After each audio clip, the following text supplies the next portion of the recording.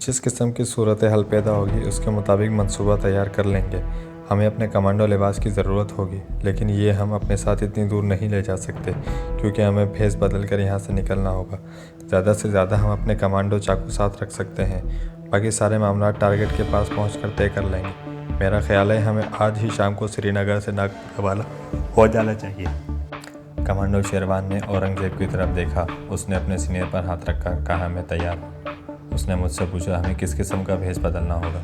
मैंने कहा, हम यहाँ से आम मजदूरों के लिबास में निकलेंगे, लेकिन अपनी पतलूनें और ठंडे जैकेट साथ रख लेंगे।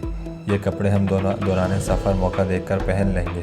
तीसरे पहर हमने चाय पी, अपने मिशन की एक एक तफसील का बखौर जायज़ा लिया।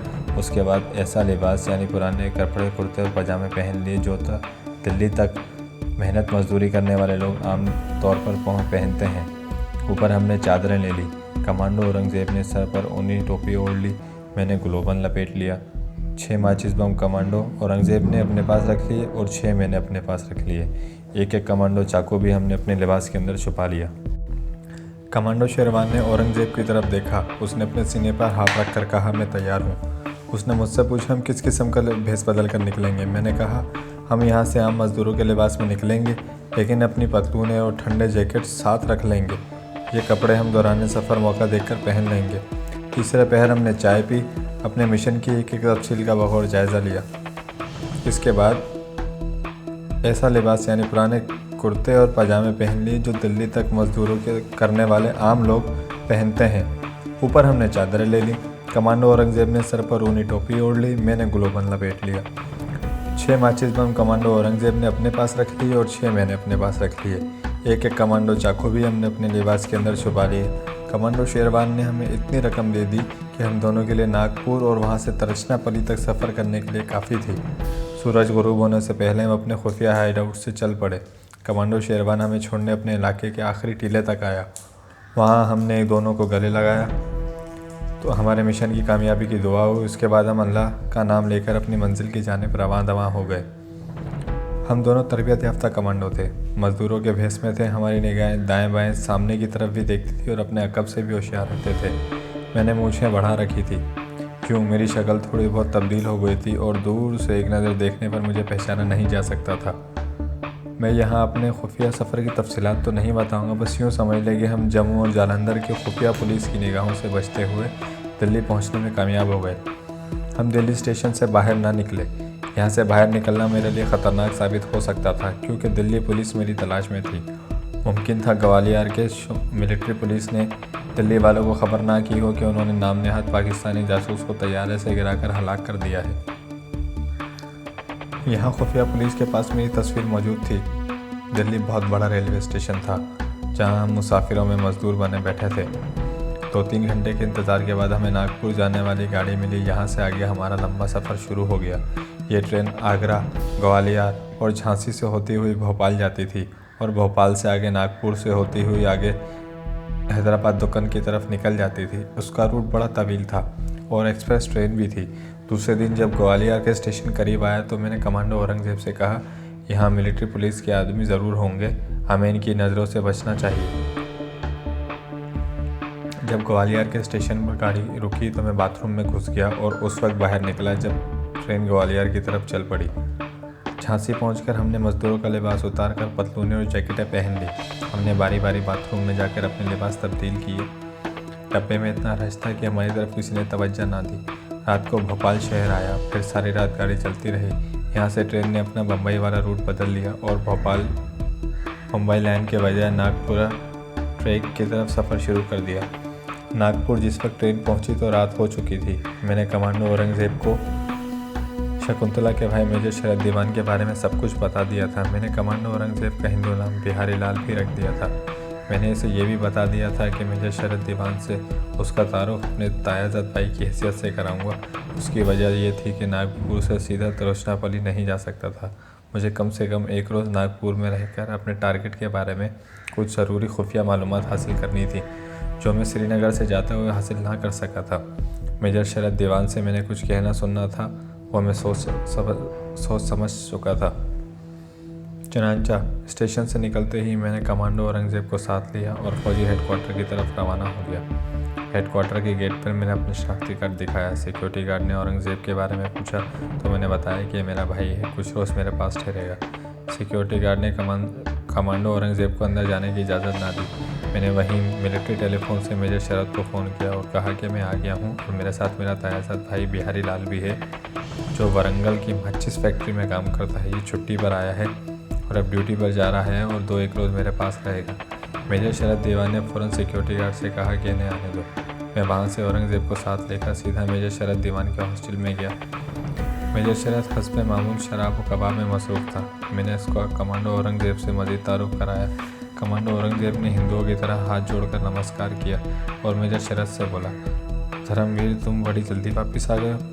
मैंने कहा, भैया गुरदासपुर वाली मौसी जी तीर्थ यात्रा को जम्मू गई हुई थी। मैं किसके पास ठहरता, बस 2 दिन अमृतसर में रहकर और बिहारी लाल को साथ लेकर वापस चल पड़ा।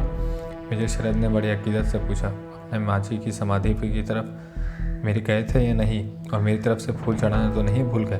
मैंने फ़ौरन कहा, भैया जी ये क्या सोच सकता है, मैं आपकी तरफ से गेंदे के 4 हार माता जी की समाधि पर चढ़ा कर आया हूँ। भगवान तुम्हें खुश रखे। अच्छा, अब हमारे भाई बिहारी लाल को कुछ खिलाओ पिलाओ, ये भी तुम्हारी तरह प्यारा है। मैंने कहा, भैया जी स्टेशन से सीधा आपके दर्शन को आ गया था, अब कमरे में जाकर भोजन पानी का बंदोबस्त करता हूँ। मेजर शरद ने गिलास उठाते हुए कमांडो औरंगज़ेब की तरफ इशारा करके, तुम्हारा भाई अगर पीता है तो उसे मेरे पास ही छोड़ जाओ। मैंने हंसकर कहा, अरे नहीं आप भैया जी, ये तो पूरा विष्णु है, विष्णु गोश्त मांस को तो हाथ भी नहीं लगाता। मेजर शरद कहका लगा कर हंस पड़ा। हम इसे नमस्ते कहकर वहाँ से निकल आए। बाहर आकर कमांडो औरंगज़ेब कहने लगा, तुमने बड़ी दानिशमंदी से मिलिट्री इंटेलिजेंस के इस मेजर को अपने काबू में किया हुआ है। मैंने कहा, दोस्त खुदा का एहसास है, लेकिन अभी हमने एक और मिलिट्री सीक्रेट मालूम करना है, उसी वास्ते में सीधा तरचनापल्ली जाने के बजाय यहाँ आ गया हूँ। वो क्या सीक्रेट है? मैंने कहा, मैं ये मालूम करना चाहता हूँ कि तरचनापल्ली की खाड़ी में इसराइल के मरकराताइन मिसाइल जिन चट्टानों की ओट में लंगर अंदाज हैं, उनमें मैं इन चट्टानों पर सिक्योरिटी के क्या इंतजाम हैं उनके बारे में मालूमात करना चाहता हूँ। अगर वहाँ मशीन गन पोस्टें हैं तो कहाँ कहाँ हैं और कितनी हैं, ये राज मालूम करना ज़रूरी है, क्योंकि हमें इन चट्टानों के नीचे से होकर जहाज़ों तक पहुँचना है। औरंगज़ेब ने पूछा, ये राज तो शायद वो तुम्हें कभी ना बताए। मैंने कहा, मुझे इससे पूछने की ज़रूरत नहीं है, तो फिर किस तरीके से इंतहाई सीक्रेट राज मालूम करोगे? मैंने इसके करीब चलते हुए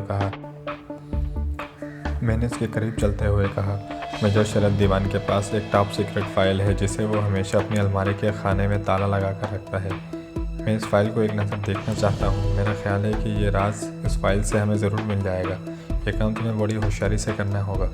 उसने ज़ेरे लब मुस्कुराते हुए बड़े एतमाद से कहा, फिक्र ना करो, मेरी कमांडो ट्रेनिंग में इंतहाई टॉप सीक्रेट फ़ाइलों के राज मालूम करना भी शामिल था।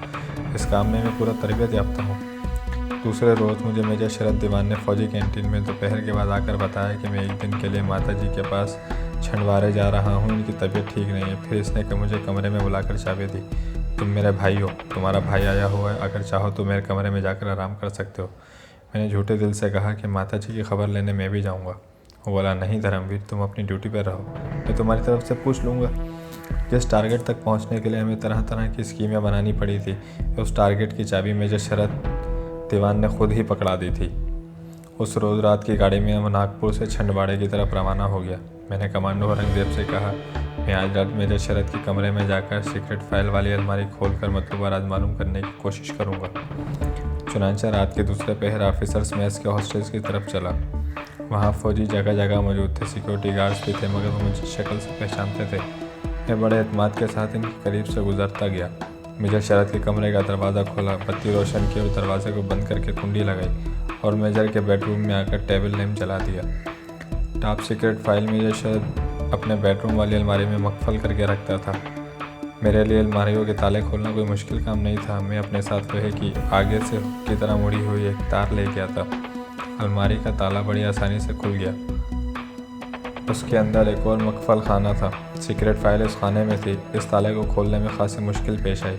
फिर भी 15 मिनट की कोशिश के बाद मैं ताला खोलने में कामयाब हो गया। मैंने खाना खोला। उसमें जर्द रंग की एक ही फ़ाइल पड़ी थी जिसके ऊपर अंग्रेज़ी के सुर्ख हुर्फ में टॉप सीक्रेट लिखा हुआ था। मैंने फ़ाइल को लेकर मेजर शरद के पलंग पर टेबल लैंप की रोशनी में देखा और इसे खोलकर पढ़ने लगा। इसमें अंग्रेज़ी में टाइप किए हुए 10-15 सफ़हात थे।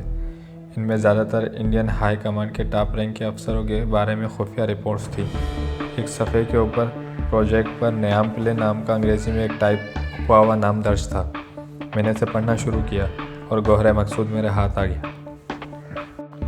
ये तरचनापली में इसराइली और अमरीकी असलहे की खेप के बारे में अहम नुकात पर मुश्तमिल था। मैंने इसे शुरू से लेकर आखिर तक बड़े गौर से पढ़ा।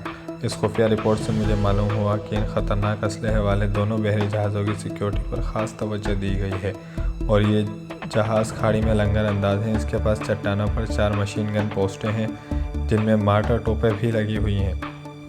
इसके अलावा इन जहाज़ों को दुश्मन कमांडोज के हमले से महफूज रखने के लिए जहाज़ों के इर्द गिर्द फौलादी तार का जाल बिछा दिया गया है। जहाज़ों के ऊपर समंदर के अंदर जाकर फटने वाले गोलों की तोपें भी नस्ब हैं जो ज़रा सा शक पड़ने पर इर्द गिर्द के समंदर में गोलाबारी शुरू कर सकती हैं। इस पोर्ट में दोनों जहाज़ों के कोड नाम भी लिखे हुए थे। मैंने सारी मालूमात एक अलग कागज़ पर उतार ली और फाइल बंद करके अलमारी के खाने में रखकर ताला दोबारा बंद कर दिया। फिर अलमारी को ताला लगा रहा था कि दरवाजे पे बड़ी ज़ोर से दस्तक हुई। यकीन करें कि मेरा दिल ज़ोर से धड़क उठा। लगता था जैसे फ़ौज ने अचानक हमला कर दिया हो।